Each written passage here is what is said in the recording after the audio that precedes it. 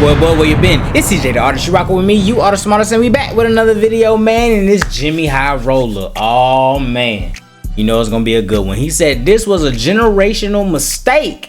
As you can see, it's the Dallas Mavericks. This is about the Luka trade. Gotta be about the Luka trade. And I do feel like it is a generational mistake because you just traded a 25. You just traded a 25-year-old superstar, basically. The next face of the league, could possibly. And you just traded that away. We about to see what he got to say. Like, comment, subscribe, all that good stuff, man. Let's get into the video.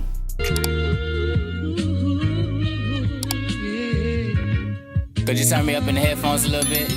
This is the 2024 Dallas Mavericks, a team that accomplished what many teams could only hope for. They made it to the NBA Finals.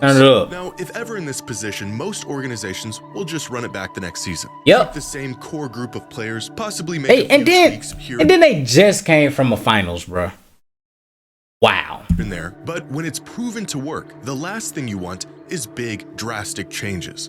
But not the Dallas Mavericks, because out of every big drastic change you could possibly conjure, they made the biggest. Gone through every single one of them. Out the of largest. 14 players on this championship caliber team you see here, only 2 of them are currently active on their roster.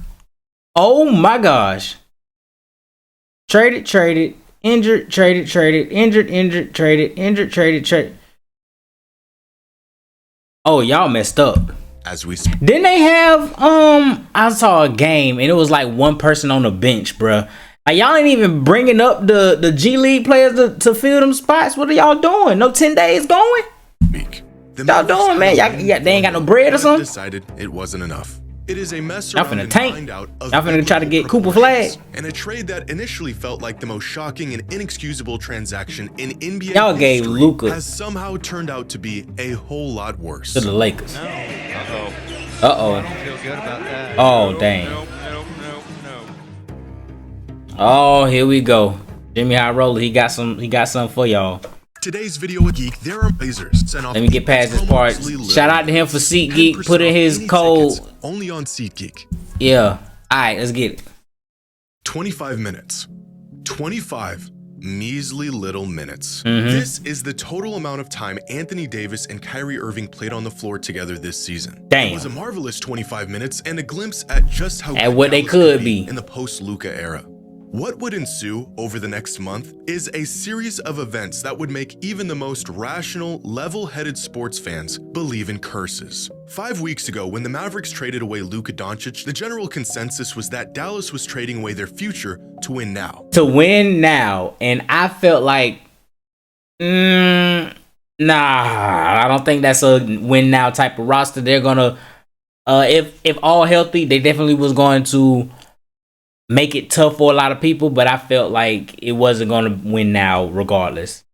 How in a matter of 5 weeks they've sacrificed both is a tale that will be told for generations. Since trading away their golden ticket, Dallas has lost Anthony Davis for the rest of the season to a thigh injury. I didn't know it was the rest of the season.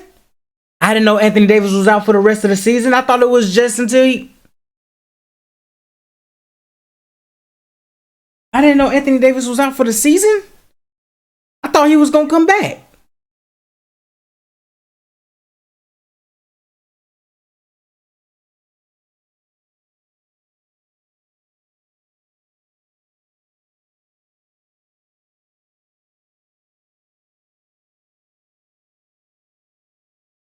I think they probably did that because Kyrie is actually gone for the season. So they probably was like, well, there's no reason for you to come back because Kyrie ain't gonna be here anyway. Both is a tale I didn't know he was out for the season.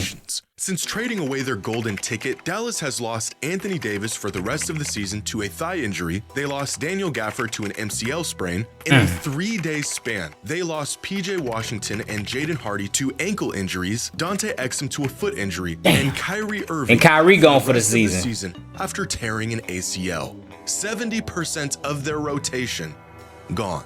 And no generational super mega star to carry the load in the meantime. Under any other circumstance, a wave of injuries like this would be unbelievably bad luck. Wow. And that's really what it is. Just sheer bad luck. But it sure doesn't feel like it. Now, I'm not a superstitious person. Everything that happens can be attributed to some... Oh, I feel for Klay Thompson. I feel for Klay Thompson. Klay Thompson went here because he knew that they were going to be contenders for the championship, and he was trying to help out. Now everybody gone. He came there for Luka and Kyrie. Well, Luka gets traded. Kyrie there, he hooping. Boom. Now he's hurt for the rest of the season. Now Klay like, help. Looks like those days when the Warriors was bad again. Reason, some cause and effect. But when you throw your franchise player out of the building and call him a fat, lazy heathen before slamming the door in his face. They were trying to come up with so much stuff to justify why they traded him. Oh, he weighed 270. Oh, he drank too much. Oh, he ain't got no defense. Oh, now he ain't got no defense. He took y'all to the goddamn... What? It's Luka, bro.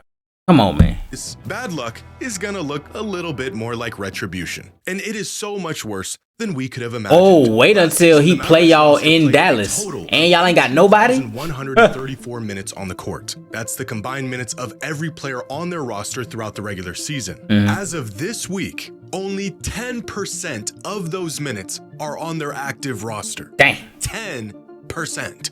That means 90% of all minutes from last season are not currently active or playing for the Dallas Mavericks. And many of these players will continue to be out for considerable time, if not the rest of the season. Dang. The returning 10% of playing time comes from their backup center, the 8th man, and a man that's been on a two-way contract for the last 2 seasons.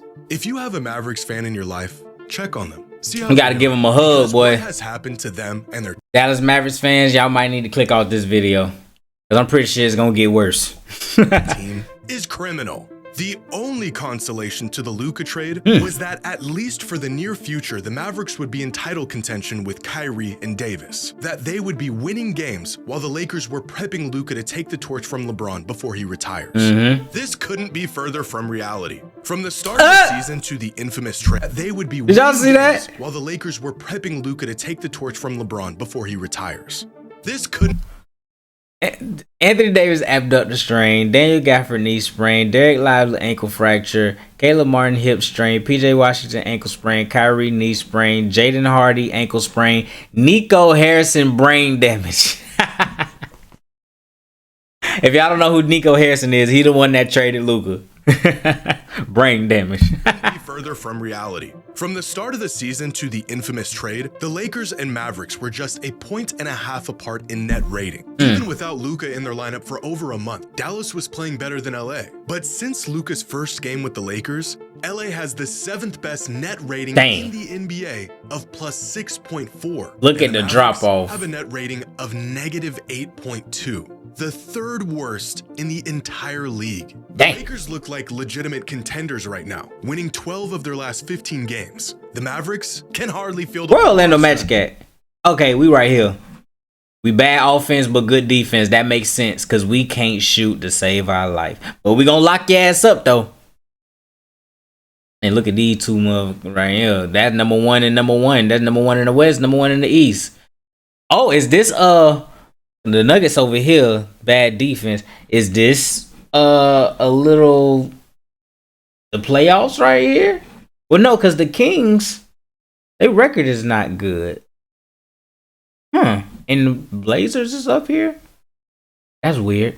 So Celtics are the reigning champions. The Cavs just playing out of their minds, and the Thunder right under them. There go the Warriors. Shout out to Warriors fans. Detroit Pistons. Wow. Rockets. Bucks. Lakers is up in here. Are these the contenders? But I don't get it because the Nuggets is over here. I guess because their offensive production is high. So because they're in the playoffs, they just got bad defense. The Wolves is right here, but they are like on the lower side of thing. But whatever, that's just me speculating, y'all. That's me speculating. Don't be on the bad side. The Lakers are a plus 117 point differential. In that They same 12-3 time, since the the trade? Mavericks are a negative 125. Not only did Dallas mortgage their future, they inadvertently sacrificed the present. They not even about to win now. Insult to injury, the Mavericks front office and ownership has taken zero accountability for the shoddy decisions they've made throughout all of this. Wait, what did it say? In fact, if you look at the greats in the league, people you and I grew up with, Jordan, Bird, Kobe, Shaq, they work really hard every day with the singular focus. Don't have that, it doesn't. Don't have that, you shouldn't be a part of that. See what I'm saying? They trying to say that Luka wasn't ready to win. The boy had y'all in the dang finals, bro. What are you talking about? They've doubled down, insisting Luka was not fit to be the future of their franchise. But the real kicker to all of this is that in the one game that we saw how this team was intended to look, they played great. Even after Anthony Davis went down, Kyrie Irving stepped up and played some of the best basketball as he always does. Career, averaging 31 and 6 a game and carrying the offensive load for Dallas. But to pull this off, the Mavs had to play Kyrie far more than he ever has. Yeah. Over the last month and a half, Kyrie played the most You racking up the minutes, ain't it? Of any player in the entire league. Not 38.7 minutes? Oh my God. The Mavs needed him to play as much as possible in the absence of Luka and then AD. Over that same time span, in the 5 games Kyrie didn't play and in the one he left early due to injury, the Mavericks went 1-5 and lost by an average margin of more than 20 points. Dang. It's impossible to know if Kyrie's injury was exacerbated by the because he played so many minutes, did that speed up the process of that ACL? excess minutes he was spending on the court. But playing an aging 33-year-old injury-prone point guard more minutes than he's ever played before feels like a catalyst. Losing AD in his first game with the team felt like the worst-case scenario. And then Dallas lost half of their roster. And then they lost the player who was single-handedly keeping them afloat. Which brings us here. What is look bad? Dallas Mavericks team that doesn't look at they starting lineup. Oh my gosh. Look at they starting lineup, bro. Mavericks, I'm sorry that y'all gotta go through this. Of DNA with the team that made it to the finals just last season. Now, you hate to see any player get injured regardless of the circumstance. The health of the players takes precedence over everything else that's going on. But the Mavericks specifically cited Luka's health as a major concern and one of the main reasons why they didn't see a future with him. The fact you see what all that lying get you? Oh, we worried about Luka health. Now your whole roster injured. Who health? And who playing? Luka's still playing, but your whole roster hurt. You talk about health. That's crazy. That's karma. That is karma right there. That directly That's karma. Statements, the Mavericks have been hit with one of the worst injury plagues we've seen in recent history, while Luka is absolutely obliterating every team he faces on 2 healthy legs, is a level of irony that's karma right there. Almost too strange to even believe. As if the basketball gods are punishing them for the rash and brazen treatment. You weren't supposed to do that. You just changed history. When in reality, this is the result of trading away your best player, swapping him for a player who is often injured, working your remaining best player into the ground, and stumbling into a stretch of bad luck with absolutely no recourse. Right now, the outcry from Mavericks fans is enough to make anyone want to go and protest with them. You know it's bad when Wizards fans are offering you their condolences. Dang. To no fault of their own and against their wishes, in mere months, they went from cheering on Luka. But what did that sign say? Luka. When Wizards fans are offering you their condolences. To no fault of their own. Dirk handed Luka the torch. Nico blew it out. God dang. Nico means negligent, insidious, corrupt, out. Don't know. And against their wishes. Wow. In mere months, money first, fans last. Oh. Kyrie in the NBA Finals to watching their team dissipate and be reduced to rubble. And yet, despite their what Mark Cuban wouldn't have did it. This is unfolded. Maverick fans are still as steady and passionate as ever, sticking by a franchise that has completely undermined them and their loyalty. But just this past week, the Mavericks offered their fans a token of appreciation, a gift to alleviate the recent betrayal they were put through by raising ticket prices 8%. And y'all raise prices?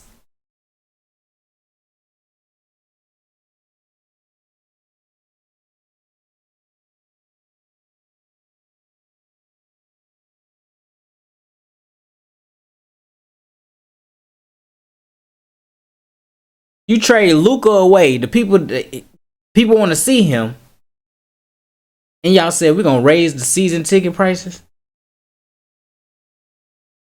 Oh boy, what are y'all doing over there? Y'all. How to ruin a franchise 101. Truly a masterclass of basketball mismanagement spearheaded by the worst trade in modern sports history. No, sir. Nico Harrison, boy, you about to be going through it soon. Hey, man, what a video. I knew it was going to get worse. I told y'all to click off this video if you're a Mavericks fan. This is bad. Like, comment, subscribe, all that good stuff, man. Peace.